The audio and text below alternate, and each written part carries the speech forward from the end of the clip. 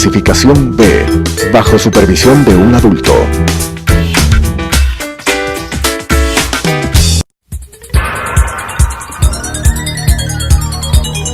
Las opiniones vertidas en este espacio por la producción y dirección del programa son de exclusiva responsabilidad de sus autores y de quienes intervienen en ellos.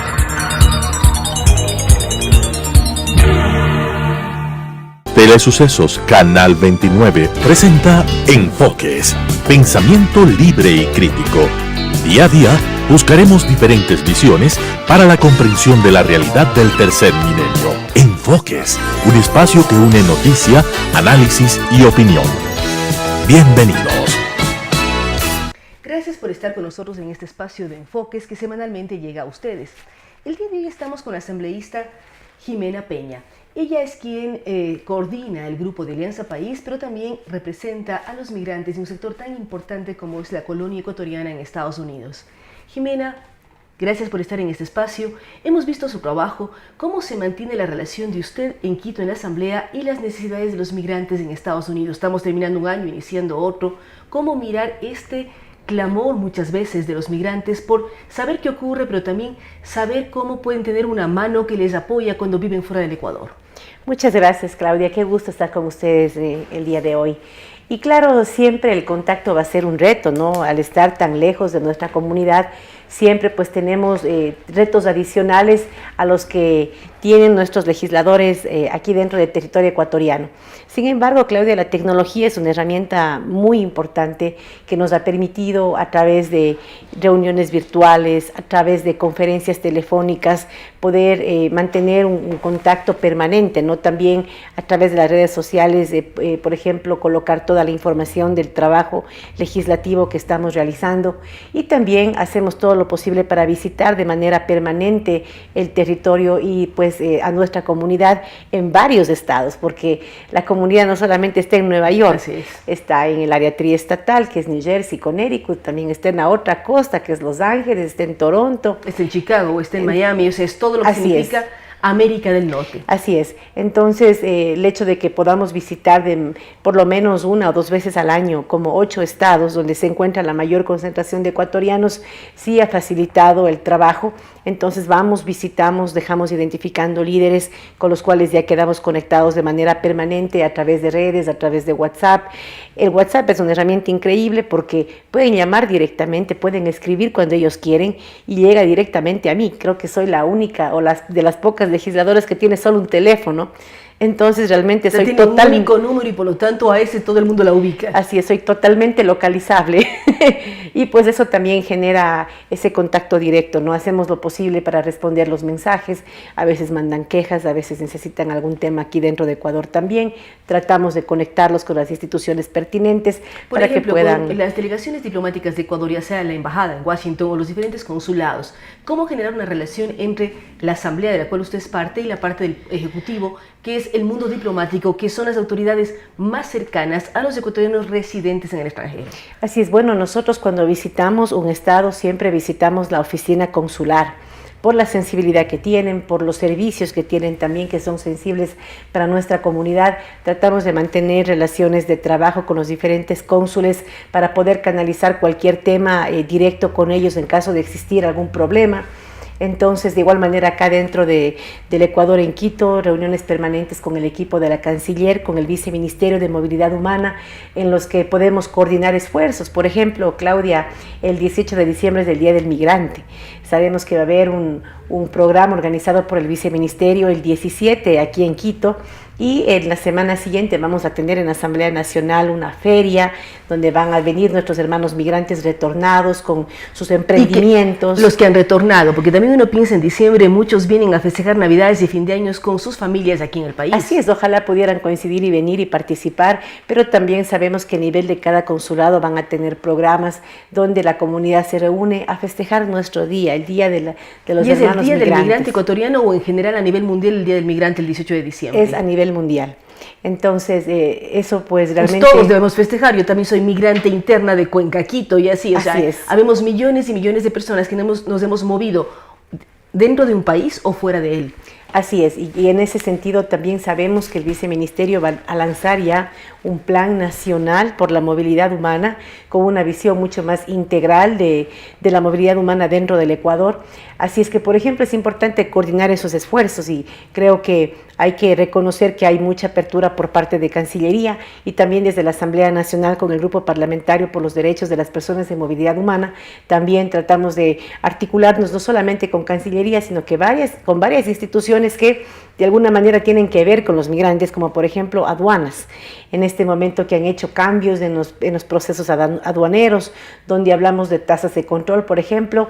Nosotros estamos ya visibilizando el hecho de que la comunidad migrante necesite excepciones tributarias, que no somos un grupo de atención especial y que los cambios que se puedan dar dentro de los procesos de aduana tienen que mantener esa acción afirmativa, positiva, a favor de nuestros migrantes para que no tengan que pagar, por ejemplo, tasas de control para sus envíos familiares, que los envían desde los países de residencia acá a sus familiares en Ecuador. En todo esto que usted menciona, Jimena, ¿cómo es? Usted nos habla de los viajes que hace alrededor de 8 estados y todo aquello, pero muchas personas se preguntan también ¿cómo fue su vida como migrante y por qué en un momento dado decidió regresar para involucrarse en la política del país representando a esos migrantes? Así es, bueno, yo migré en el 95 y pues realmente fue una época donde la economía estaba bastante fuerte, donde vivíamos en ese Ecuador que lamentablemente por alguna razón se veía como un Ecuador de desesperanza. Yo soy del Austro, de la ciudad de Cuenca, de un barrio popular que se llama El Vecino. Y me acuerdo que de manera permanente yo crecía viendo jóvenes que migraban. La zona del Austro es de las que más pronto migró, porque uno no debe hablar solamente de los 90, los años 60, 70, 80, de Cuenca, de donde somos las dos.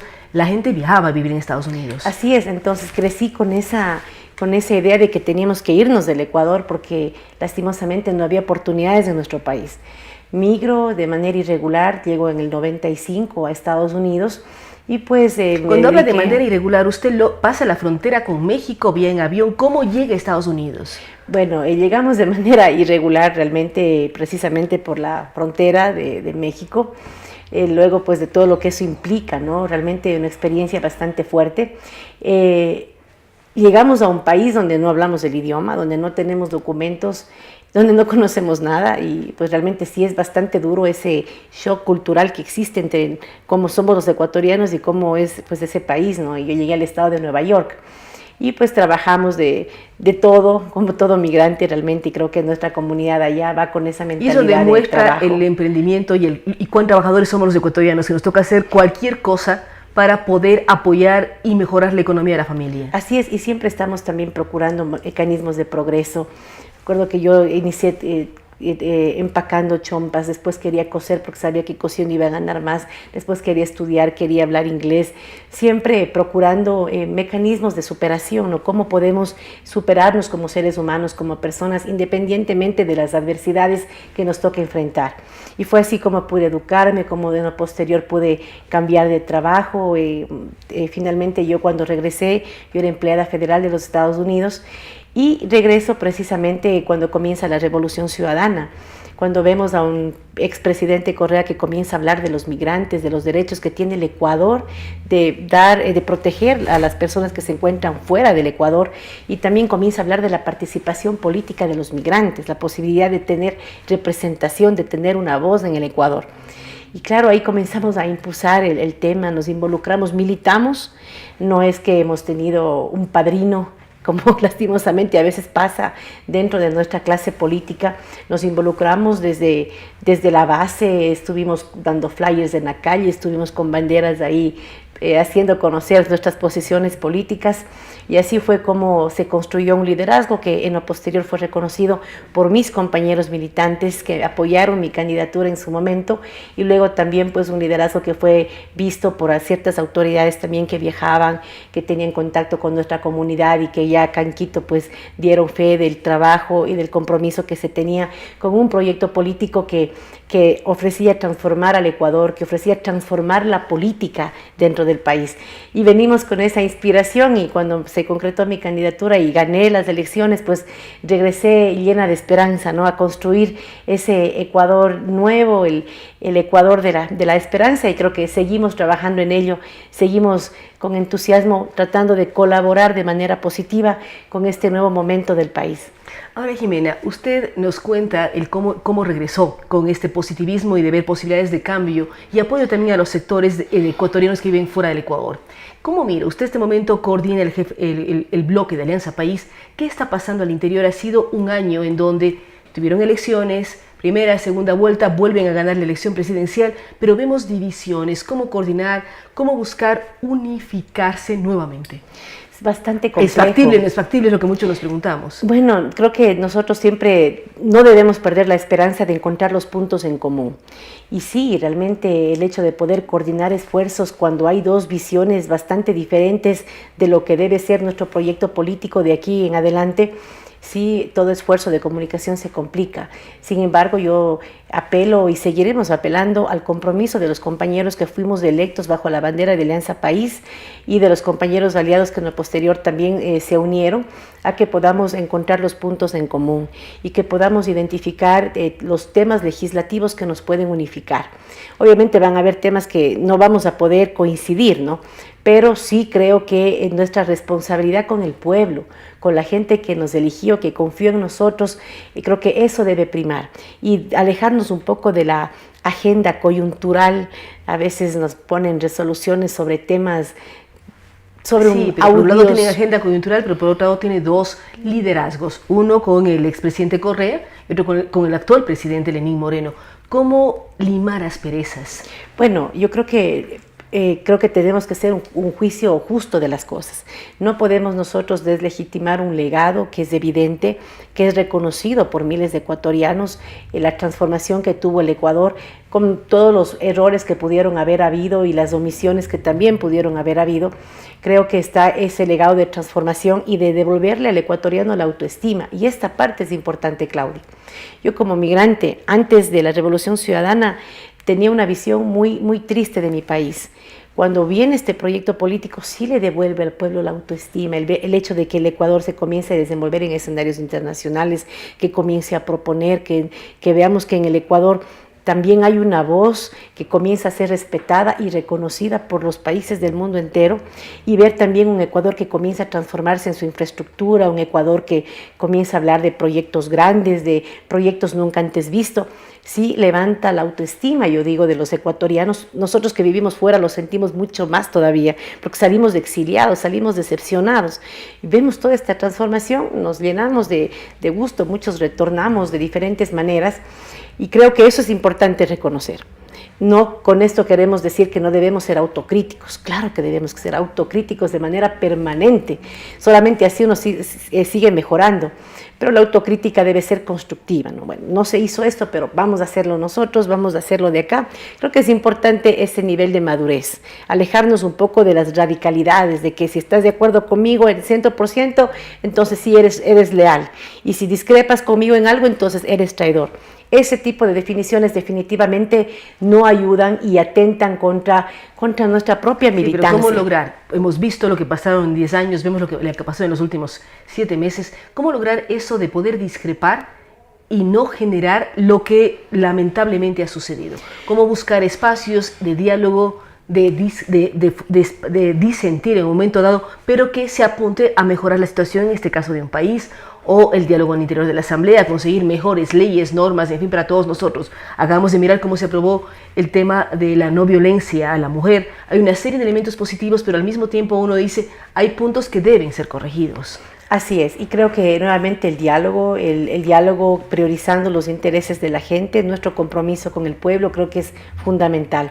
Y yo estoy convencida que mis compañeros, más allá de las diferencias que podamos tener, existe la voluntad. Aprobamos, como usted bien menciona, la ley de violencia contra la mujer, aprobamos el presupuesto general del Estado, aprobamos también la ley económica urgente, que si bien fue modificada, se aprobó, y se aprobó con votos de Alianza País, de los 74 legisladores. Entonces, vemos ahí que sí hay una intención de priorizar aquellos temas que vayan por el bien del país, que sean necesarios, y yo creo que el reto es mantener ese compromiso, evitar realmente tensiones innecesarias y, como dije, no caer mucho en la agenda, que sí existe también, Claudia, hay que decirlo, agenda de parte de los sectores de oposición que de manera permanente lanzan temas que podrían dividir una votación, pero hay que identificar qué temas en efecto necesitan una respuesta de la Asamblea Nacional y qué temas son nada más una plataforma coyuntural, mediática, para intereses que se alejan a los intereses de las grandes mayorías. Cuando usted habla de dividir una votación o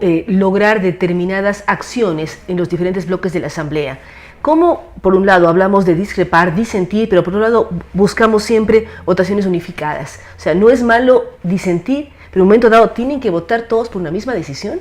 Lo que pasa es que la diversidad y el hecho de poder expresar sus criterios debe darse ya en un tema a lo interno, poder debatir a lo interno, poder llegar a consensos por lo menos para garantizar los votos de los 74 legisladores y ya pues en lo posterior salir con una posición firme, porque si en ese momento en el pleno o más allá del pleno en el debate está muy bien presentar nuestras visiones, pero ya en la votación, si es que necesitamos 71 votos y de los 74, 10 se abstienen, simplemente no pasa.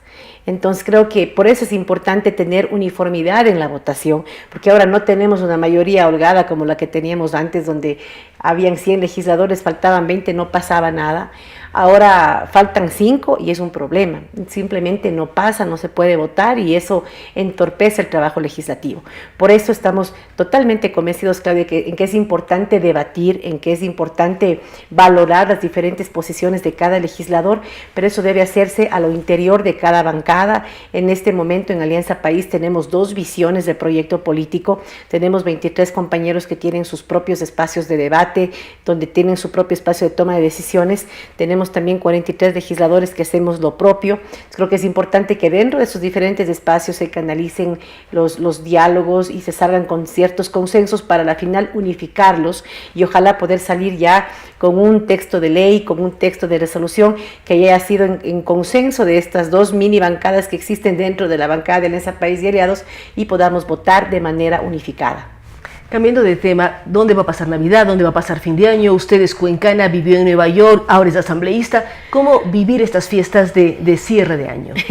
Bueno, realmente yo viajo de manera permanente a mi ciudad natal, Cuenca, y tengo mis padres, tengo mis 2 hermanas, pero este fin de año les he pedido que me acompañen, que vengan a pasar conmigo, así es que van a venir mis padres y mis hermanas a pasar Navidad y Año Nuevo, así es que estoy contenta. El día de hoy vamos a armar el árbol de Navidad, vamos a armar el nacimiento, y pues realmente son épocas donde debe primar la familia, la hermandad, ese espíritu tan especial que es el espíritu navideño, Claudia, y que se lo vive con mayor intensidad. ¿Qué es la Navidad que usted más se acuerda? ¿O cuál fiesta de estas de niña o de adolescente o cuando ya estaba en Estados Unidos, cuáles son las fiestas que con más nostalgia recuerda?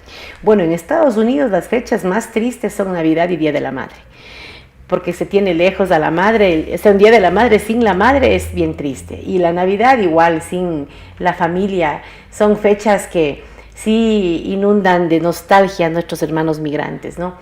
Y acá pues en Ecuador siempre me acuerdo que en mi barrio yo iba a la pasada del niño, entonces típico domingo de mañanita en Navidad o día de Navidad disfrazada. El pase del niño viajero que recorre toda la ciudad, claro, todos los 24 de diciembre. Así es, pero también en mi barrio había una novena. Yo iba a la novena, participaba, les daban los caramelos y cantábamos los villancicos. Y el domingo de Navidad, 7 de la mañana en la misa, luego de la pasada íbamos disfrazados, después ya regresábamos. Me acuerdo que nos daban un chocolate riquísimo con un pan de esos de Pascua, y de ahí iba a la casa, jalada mi pan y después de haber tomado el chocolate. Y me acuerdo que entraba a la casa, y cuando entraba a la casa me acuerdo que olía caldo de pollo, porque mi mamá sabía tener una olla en la cocina ahí con la gallina hirviendo, y ese olor de caldo de pollo es inolvidable realmente. Entre el pan del Pascua y el caldo de pollo, así es que son recuerdos muy lindos. Así es. Muchísimas gracias a Jimena Peña. Recordamos que ella es asambleísta por los migrantes por la circunscripción de América del Norte. Hoy hemos hablado sobre temas muy importantes. Lo que va a pasar este 18 de diciembre, cuando se celebre el Día Mundial del Migrante, actividades que tienen planificadas tanto el viceministerio de acá como todos los elementos que permitirán recordarnos a los habitantes o ciudadanos del mundo, por decirlo así, la importancia de la migración en todos los procesos. Hay países que han sustentado su futuro en base a la migración.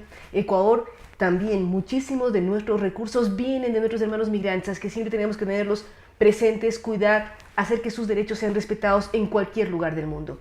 También hemos hablado de las diferencias de los bloques, el tema de la discrepancia, pero ella habla de que es importante estar unidos. Y por último hemos mencionado cómo va a pasar ella la Navidad en unión de sus familiares.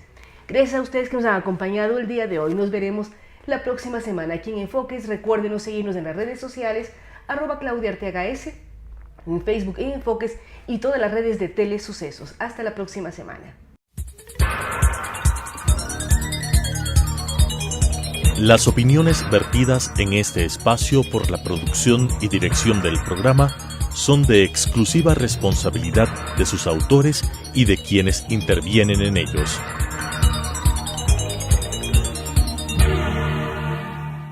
Telesucesos Canal 29 presentó Enfoques, pensamiento libre y crítico. Día a día buscaremos diferentes visiones para la comprensión de la realidad del tercer milenio. Enfoques, un espacio que une noticia, análisis y opinión.